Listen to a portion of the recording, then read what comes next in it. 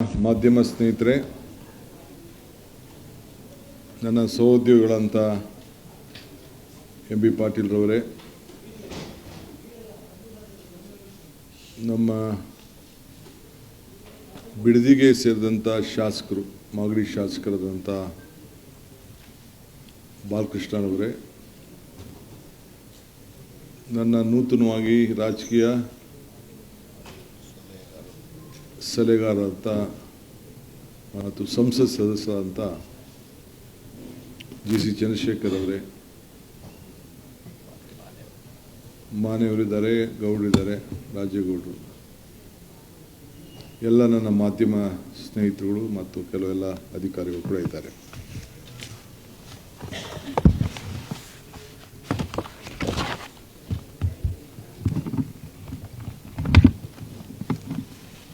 ತಾವೆಲ್ಲ ಭಾಳ ದಿನದಿಂದ ನನ್ನ ಹತ್ರ ಬೇಕಾದಷ್ಟು ಸಂದರ್ಭದಲ್ಲಿ ಮೈಕ್ ಕೇಳಿ ಇಡ್ತಿದ್ರಿ, ಪ್ರಶ್ನೆಗಳನ್ನು ಕೇಳ್ತಾ ಇದ್ರಿ.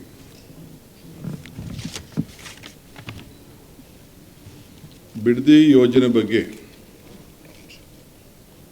ಬಿಡದಿ ಟೌನ್ಶಿಪ್ ಬಗ್ಗೆ ಗೌರವಾನ್ವಿತ ಈ ದೇಶದ ಮಾಜಿ ಪ್ರಧಾನಮಂತ್ರಿಗಳು ನನಗೆ ಪತ್ರವನ್ನು ಬರೆದಿದ್ದಾರೆ. ಅವರಿಗೆ ಉತ್ತರವನ್ನು ಕೂಡ ನಾನು ಕೊಡ್ತಾ ಇದ್ದೇನೆ. ಅವರ ಮನವಿ ಕೂಡ ನಾನು ಸಂಪೂರ್ಣವಾಗಿ ನೋಡಿದ್ದೇನೆ.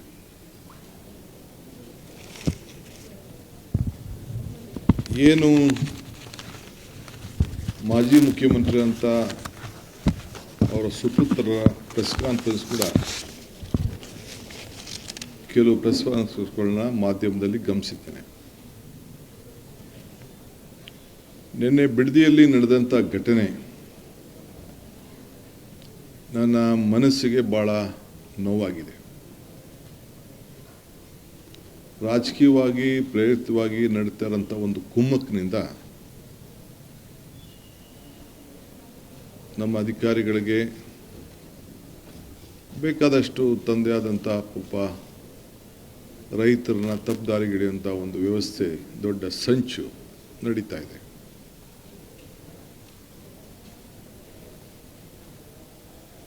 ಎಲ್ಲರ ಮನಸ್ಸಿಗೆ ನೋವುಂಟು ಮಾಡೋದು ನನ್ನ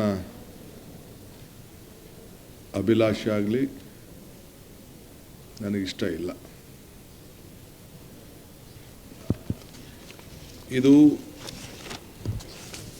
ಈ ಯೋಜನೆ ನನ್ನ ಕನಸಿನ ಪ್ರಾಜೆಕ್ಟ್ ಅಲ್ಲ. ಇದು ಯಾವತ್ತೂ ಕೂಡ ನಾನು ನನ್ನ ಕನಸಿನ ಯೋಜನೆ ಈ ಬಿಡದಿ ಟೌನ್ಶಿಪ್ ಅಂತ ನಾನು ಹೇಳೇ ಇಲ್ಲ. ನಾನು ಇದಕ್ಕೆ ಫೌಂಡೇಶನ್ ಹಾಕಿಲ್ಲ.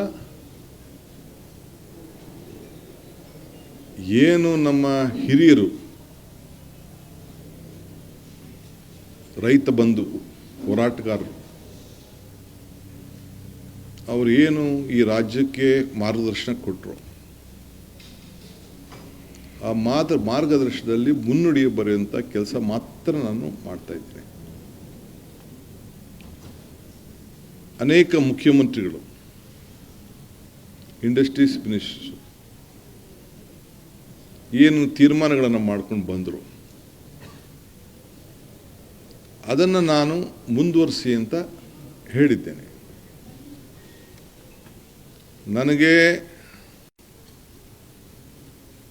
ನಾನೊಬ್ಬ ರೈತನ ಮಗ. ನಾನು ಕಪಟ ವ್ಯವಸಾಯ ಮಾಡದೇ ಇದ್ರೂ ಕೂಡ ಒಟ್ಟಿನಲ್ಲಿ ನಾನೊಬ್ಬ ರೈತನ ಮಗ. ಭೂಮಿ, ರೈತನ ಬದುಕಿನ ಬಗ್ಗೆ, ಅವನ ಶ್ರಮದ ಬಗ್ಗೆ ನನಗೆ ಆದಂಥ ವೈಯಕ್ತಿಕವಾದಂಥ ಅನುಭವ ಇದೆ. ನಾನು CM ಆಗಿರೋದು ಪಾಪ ಕೆಲವರಿಗೆ ತಡ್ಕೊಳಕ್ಕೆ ಸಾಧ್ಯನೇ ಆಗ್ತಾ ಇಲ್ಲ, ನಿದ್ರೆ ಬರ್ತಾ ಇಲ್ಲ. ಈ ರಾಜ್ಯದ ಅಭಿವೃದ್ಧಿ, ಜನ ತೋರಿಸಿರೋಂಥ ಪ್ರೀತಿ ಸಹಿಸಕ್ಕಾಗ್ತಾ ಇಲ್ಲ. ನನ್ನ ಜೈಲಿಗೆ ಕಳಿಸ್ಬೇಕು, ಜೈಲಿಗೆ ಹೋಗೋದಕ್ಕೆ ಎಷ್ಟು ವರ್ಷಗಳಿಂದ ಸಂಚುಗಳು ನಡೀತು ಅನ್ನೋದು ಕೂಡ ನಾನು ಇನ್ನೊಂದು ದಿನ ನಿಮಗೆ ವಿವರಿಸಿ ನಾನು ತಿಳಿಸ್ತಾ ಇದ್ದೇನೆ. ಈಗೂ ಕೂಡ ಮಾಧ್ಯಮದಲ್ಲಿ ನಾನು ನೋಡ್ತಾ ಇದ್ದೆ, ಇವತ್ತು DKC ಜೈಲಿಗೆ ಹೋಗುವ ದಿನ ಬಂದೇ ಬರ್ತದೆ ಅಂಥೇಳಿ ನಮ್ಮ ಕುಮಾರಣ್ಣವರು, HDK ಅಂದರೆ ಕುಮಾರಣ್ಣವರು ಹೌದು, ಅವರು ಹೇಳಿದ್ದಾರೆ. ನಾನು ಸ್ವಾಗತ ಮಾಡ್ತೇನೆ. ನಿಮ್ಮ ಆಸೆಗೆ ಒಳ್ಳೆಯದಾಗಲಿ, ನಿಮ್ಮ ಹೋರಾಟ ಮುಂದುವರಿಲಿ. ಜೈಲೇ ನನಗೇನು ವಸ್ತೇನಲ್ಲ. ತಾವು ಕೂಡ ಬಂದು ನನ್ನ ಜೈಲಲ್ಲಿ ಭಾಳ ಗೌರವದಿಂದ ನೋಡಿದ್ದೀರಿ. ತಾವೇನೇನು ಪ್ರಯತ್ನ ಮಾಡಿದ್ರಿ ಅನ್ನೋದು ಕೂಡ ನನಗೆ ಅರಿವಿದೆ. ಚನ್ನಪಟ್ಟಣದಲ್ಲಿ ಏನು ಮಾತಾಡಿದ್ರಿ ಅನ್ನೋದು ಕೂಡ ನನಗೆ ಅರಿವಿದೆ.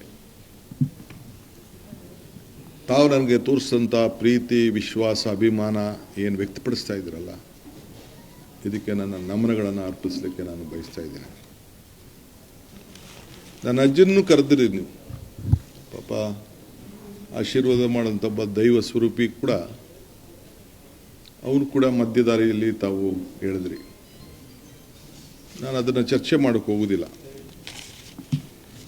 ಅನೇಕ ವಿಟ್ನೆನಲ್ಲಿ ಗಲಾಟೆ ಸಂದರ್ಭದಲ್ಲಿ ಏನಾಯಿತು ಅನ್ನೋದು ಕೂಡ ನನಗೆ ಅರಿವಿದೆ. ರೈತರ ಮುಂದೆ ನಾನು ಏನೇನು ಮಾತಾಡಿದ್ದೀನಿ, ರೈತರ ಹತ್ರ ಏನೇನು ಮಾತಾಡಿದ್ದೀನಿ ಅಂತ ನಾನು ಅದನ್ನೆಲ್ಲ ವಿವರಣೆ ನಾನು ಹೇಳೋಕ್ಕೆ ಹೋಗೋದಿಲ್ಲ. ಈಗ ತಮಗೆ ನಾನು ಹೇಳೋದಿಷ್ಟೇ. ನಾನೀಗಾಗಲೇ ಹೇಳಿದ್ದೇನೆ, ಇದು ನನ್ನ ಕನಸಿನ ಯೋಜನೆ ಅಲ್ಲ, ನನ್ನ ಯೋಜನೆ ಅಲ್ಲ. ಇದು ನನ್ನ ಯೋಜನೆ ಅವಶ್ಯಕತೆಯೂ ಇಲ್ಲ, ನಂದು ಅನ್ಸ್ಕೊಳ್ಳೋಕ್ಕೆ ಅವಶ್ಯಕತೆಯೂ ಇಲ್ಲ. ನಾನಿದಕ್ಕೆ ಪಿತಾಮಹ ಆಗಲಿಕ್ಕೂ ಇಷ್ಟ ಇಲ್ಲ. ಬೆಂಗಳೂರು ಸುತ್ತಮುತ್ತಲು ಸಾವಿರಾರು ಎಕರೆ ಇವತ್ತು ಅಕ್ವಿಷನ್ ಆಗಿದೆ, ಹಾಸನದಲ್ಲಾಗಿದೆ, ಇವತ್ತು ಕೃಷ್ಣ ಯೋಜನೆ ಆಲ್ಮಟ್ಟಿಲಾಗಿದೆ, ನಮ್ಮ ಆರುಬಲೆಲಾಗಿದೆ. ಆ ಎಲ್ಲ ಕಡೆ ಯೋಜನೆಗಳನ್ನು ಅಕ್ವಿಷನ್ನು, ಲ್ಯಾಂಡ್ ಅಕ್ವಿಷನ್ನು ಎಲ್ಲ ಕೂಡ ಆಗಿದೆ. ಏರ್ಪೋರ್ಟ್ ನಾನೇ ಮಂತ್ರಿ ಆಗಿದ್ದಾಗ ಏರ್ಪೋರ್ಟ್ಗೆ ಲ್ಯಾಂಡ್ ಅಕ್ವಿಷನ್ನು ನಾನೇ ಡಿಸ್ಟ್ರಿಕ್ಟ್ ಮಿನಿಸ್ಟ್ರು. ಬರೀ 6 ಲಕ್ಷ ರೂಪಾಯಿಗೆ ಅವತ್ತು ರೈತರನ್ನ ಕರೆಸಿ ಮಾತಾಡಿ ತೀರ್ಮಾನ ಮಾಡಿದೆ. ಮುನ್ನರಸಿಂಹ MLA ಅವರು, ಬಚ್ಚೇಗೌಡರು, ನಮ್ಮ ಮಿಲ್ಕ್ ಅಧ್ಯಕ್ಷರಿದ್ದರು, ರಾಮಯ್ಯ ಅಂತ ಇದ್ದರು, ಎಲ್ಲ ಕೂತ್ಕೊಂಡು ನಾವು ಮಾತಾಡಿ ಒಂದು ತೀರ್ಮಾನ ಮಾಡ್ದು. 4,000 ಎಕರೆಯಲ್ಲಿ 2,000 ಎಕರೆ ಸರ್ಕಾರದ್ದು, 2,500 ಎಕರೆ ರೈತರದು. ಇವತ್ತು ಏನಾಗಿದೆ, ಸುತ್ತಮುತ್ತಲು ಏನಾಗಿದೆ ಅಂತ ನಾನೀಗ ನಿಮಗೆ ಆಲೋಚನೆ ಮಾಡ್ತಿಲ್ಲ. ಕೃಷ್ಣ ಸಾಹೇಬ್ರ ಕಾಲದಲ್ಲಿ ITBT ಯೋಜನೆ, ವೀರಪ್ಪ ಮೊಯ್ಲಿಯವ್ರ ಕಾಲದಲ್ಲಿ ಕೆಲವು ಯೋಜನೆಗಳು, ಎಲೆಕ್ಟ್ರಾನಿಕ್ ಸಿಟಿ, 2 ಲಕ್ಷ, 1.5 ಲಕ್ಷ, 1 ಲಕ್ಷಕ್ಕೆಲ್ಲ ರೈತರು ಜಮೀನನ್ನು ಕಳ್ಕೊಂಡ್ರು. ಇವತ್ತು ಆ ಜಮೀನುಗಳೆಲ್ಲ ಒಂದು 50 ಕೋಟಿ, 60 ಕೋಟಿ, 70 ಕೋಟಿ ರೂಪಾಯಿ ಬೆಲೆ ಬಾಳಂಥದ್ದು ನಾನು ಕಿವಿಲಿ ಕೇಳ್ತಾ ಇದ್ದೀನಿ. ಅವರು ಯಾರವರು? ರಿಯಲ್ ಎಸ್ಟೇಟ್ ಏಜೆಂಟ್ಗಳು. ಅವರು ಜಮೀನು ಕಳ್ಕೊಂಡವರು, ರೈತರ ಕಳ್ಕೊಂಡವರು, ಯಾರು ಮಾಡಿದ್ರು, ಯಾವ ಕಾಲದಲ್ಲಿ ಆಯಿತು, ಅದು ನಾನೇನು ವಿವರಣೆ ಮಾಡಬೇಕಾದಿಲ್ಲ. ಆದರೆ ಇವತ್ತು 23/9/2006 ಮಾನ್ಯ ಗೌರವಾನ್ವಿತ ಮುಖ್ಯಮಂತ್ರಿಗಳ ಅಧ್ಯಕ್ಷತೆಯಲ್ಲಿ, ಆಗ ಯಾರಾಗಿದ್ದರು?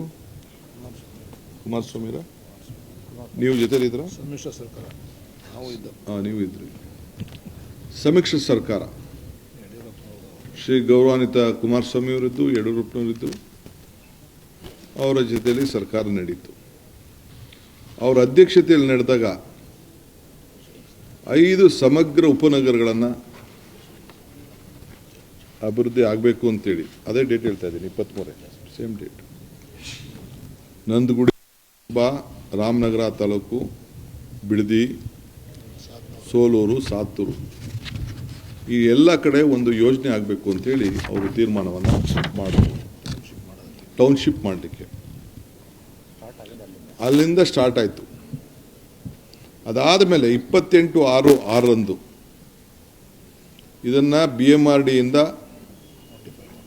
ಪಬ್ಲಿಕ್ ಪ್ರೈವೇಟ್ ಪಾರ್ಟ್ನರ್ಶಿಪ್ PPP, ಸರ್ಕಾರ ಅಲ್ಲ,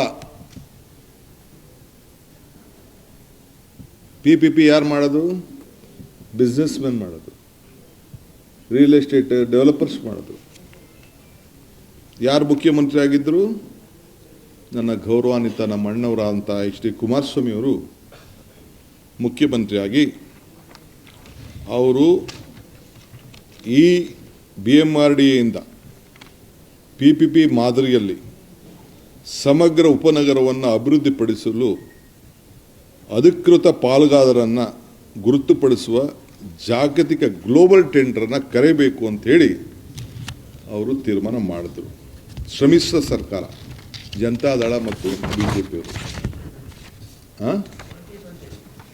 ಅದೇ ನನಗೆ ಗೊತ್ತಿಲ್ಲ, ಅದು ಈಗ ಬಾಲಣ್ಣ ಹೇಳೋದು 2020 ಅಂತ. ಅದಾದಮೇಲೆ 11/6/2007 ಅಡಿಷನಲ್ ಗ್ರಾಮಗಳು ಹೊಸಗೆ ಎಲ್ಲಿ ನೆನ್ನೆ ಗಲಾಟೆ ಆಗಿದೆಯಲ್ಲ ಆ ಜಾಗನ ಮರಂಡಹಳ್ಳಿ, ಮಂಡ್ಲಹಳ್ಳಿ, ವಡೇರಹಳ್ಳಿ ಭಾಗಶಃ ಗ್ರಾಮಗಳನ್ನು ಹೊಸದಾಗಿ ಇವತ್ತು ಆ ಟೌನ್ಶಿಪ್ ಒಳಗಡೆ ಸೇರಿಸಬೇಕು ಅಂತೇಳಿ ಜನತಾದಳ ಮತ್ತು BJP. ಆಗ ಗೌರವಾನ್ವಿತ ಅಶೋಕ್ರವರು ಸಚಿವರಾಗಿದ್ದರು, ಸಮ್ಮಿಶ್ರ ಸರ್ಕಾರ ಕೂಡ ಇತ್ತು. ಗೌರವಾನ್ವಿತ HD ಕುಮಾರಸ್ವಾಮಿ ಅವರು ಈ ರಾಜ್ಯದ ಮುಖ್ಯಮಂತ್ರಿಯಾಗಿ ನಾನು ಕೂತಿರುವಂಥ ಜಾಗದಲ್ಲಿ ಅವರು ಕೂತ್ಕೊಂಡಿದ್ದರು. ಸೊ ತಿರ್ಗಾ 2010ಕ್ಕೆ ಬಂತು. ಆ ಸಂದರ್ಭದಲ್ಲೂ ಕೂಡ ಯಡಿಯೂರಪ್ಪನವರು ತಿರ್ಗಾ ಒಂದು ಸಮಗ್ರವಾದ ಉಪನಗರ ಯೋಜನೆಯನ್ನು ಮುಂದುವರಿಸಬೇಕು ಅಂತೇಳಿ 2ನೇ ಬಾರಿಗೆ ಗ್ಲೋಬಲ್ ಟೆಂಡರ್ನ ಕರೆದು PPP ಮಾಡಲಲ್ಲಿ ಅವರು ಕೂಡ ಆಹ್ವಾನವನ್ನು ಕೊಟ್ಟರು. ಆಗ ಕೂಡ ಅಶೋಕ್ರವರು ಸಚಿವರಾಗಿದ್ದರು, ಅವರು ಕೂಡ ಅದಕ್ಕೆ ಸಚಿವರಾಗಿದ್ದರು. ಅದಾದ ಮೇಲೆ ನಾನು ಹೇಳೋದು,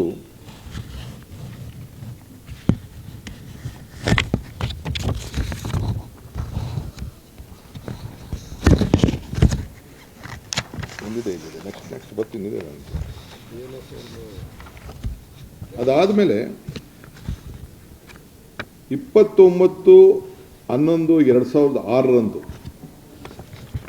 ಗೌರವಾನ್ವಿತ ಮುಖ್ಯಮಂತ್ರಿಗಳಂತ HD ಕುಮಾರಸ್ವಾಮಿ ಅವರು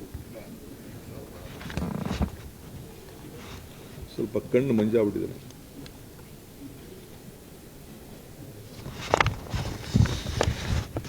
ಈ ಭೂಮಿಯನ್ನ ಇದು ಗಮನದಲ್ಲಿಟ್ಕೊಳ್ಬೇಕು. ಈ ಎಲ್ಲ ಭೂಮಿಯನ್ನ, ಖಾಸಗಿ ಜಮೀನನ್ನ 29/1/2001 ಸರ್ಕಾರದ ಆದೇಶ, ಇದು ನಾನು ಓದ್ತಾ ಇರೋದು, ಕರ್ನಾಟಕ ರಾಜ್ಯ ಪತ್ರ, ಅಧಿಕೃತವಾಗಿ ಪ್ರಕಟಿಸಿದಂಥ ವಿಶೇಷ ಪತ್ರ. ಈ ಯೋಜನೆಯಲ್ಲಿ ಘೋಷಿಸಲ್ಪಟ್ಟ ಮೇಲ್ಕಂಡ ಗ್ರಾಮದಲ್ಲಿ ಯಾವುದೇ ಪ್ರಾಧಿಕಾರವಾಗಲಿ ಅಥವಾ ಯಾವುದೇ ವ್ಯಕ್ತಿಯಾಗಲಿ ಬೆಂಗಳೂರು ಮಹಾನಗರ ಪ್ರದೇಶ ಅಭಿವೃದ್ಧಿ ಪ್ರಾಧಿಕಾರ ವತಿಯಿಂದ ಪುನರ್ವಸತಿ ಪೂರ್ವಾನುಮತಿ ಪಡೆಯದೆ ಯಾವುದೇ ರೀತಿಯಲ್ಲಿ ಅಭಿವೃದ್ಧಿಗೆ ಅನುಮತಿ ಕೊಡತಕ್ಕದ್ದಲ್ಲ ಅಂಥೇಳಿ ಇದನ್ನು ರೆಡ್ ಝೋನ್ ಆಗಿ ಇದನ್ನು ಇಟ್ಟರು ಆವತ್ತು ಮಾನ್ಯ ಶ್ರೀ ಕುಮಾರಸ್ವಾಮಿ ಅವರು. ಇದರಲ್ಲದೆ ಈ ಭೂಮಿಗಳಲ್ಲಿ ಗ್ರಾಮ ಠಾಣಾ ಪ್ರದೇಶದಲ್ಲಿ ಕೂಡ ಹಳ್ಳಿಗಳನ್ನು ಕೂಡ ವಸತಿ ವಾಣಿಜ್ಯ ಆಸ್ತಿಗಳನ್ನು ಕೂಡ ನಗದು ನೀಡುವ ಪರಿಹಾರ ಕೂಡ ಘೋಷಣೆ ಮಾಡಿ ಆ ಹಳ್ಳಿಗಳ ಮನೆಗಳನ್ನು ಕೂಡ ಯಾರು ಬದುಕನ್ನ ಕಟ್ಟಿಕೊಂಡಿದ್ದಾರೆ, ಯಾರು ತಲೆತಾಲೆಯಿಂದ ಅಲ್ಲಿದ್ದಾರೆ, ಆ ಮನೆಗಳನ್ನು ಸೇರಿ ಅವನ್ನ ಒಕ್ಕಲೆಬ್ಬಿಸಲಿಕ್ಕೆ ಆದೇಶವನ್ನು ಹೊರಡಿಸಿತು. ಅವ್ರಿಗೇನೇನು ದುಡ್ಡು ಕೊಡಬೇಕು ಅಂತ ತೀರ್ಮಾನ ಕೂಡ ಮಾಡಿದ್ರು. 600 ಅಡಿ ಮನೆ ಇದ್ದರೆ 9,000 ಅಡಿ ಕೊಡೋದು, 600 ಚದರ ಇಂದ 9,000 ಇದ್ದರೆ 1,200 ಅಡಿ ಕೊಡಬೇಕು. ಸೊ ಹಂಗಂತೇಳಿ ಅವ್ರದ್ದೇ ಆದಂಥ ವಿವರಗಳನ್ನು ಕೊಟ್ಟು 2,400 ಅಡಿ ಮೇಲಿರುವಂಥ ನಿವೇಶನ ಮನೆ ಇದ್ದರೆ ಅವ್ರಿಗೆ 3,000 ಕೊಡ್ಬೋದು ಅಂತೇಳಿ ಅವರೇ ತೀರ್ಮಾನ ಕೂಡ ಮಾಡಿದ್ರು. ಅದಲ್ಲದೆ ಪ್ರೈವೇಟ್ ಡೆವಲಪರ್ DLFಗೆ ಪತ್ರ ಕೂಡ ಬರ್ಸಿದ್ರು ಅವರು. ಏನು ನೀವು ಜಾಗ ಇದೆ, ನೀವು ಬನ್ನಿ, ರಿಯಲ್ ಎಸ್ಟೇಟ್ ಅಂತ ಹೇಳ್ತಾರಲ್ಲ ನಮ್ಮ ಅಣ್ಣ, ಜಾಗತಿಕ ಟೆಂಡರ್ ಕರೆದು ಆ DLF ಅವ್ರ ಹತ್ರ ದುಡ್ಡು ಕೂಡ ಕಟ್ಸ್ಕೊಂಡ್ರು ಪಾಪ, 400 ಕೋಟಿ ರೂಪಾಯಿ.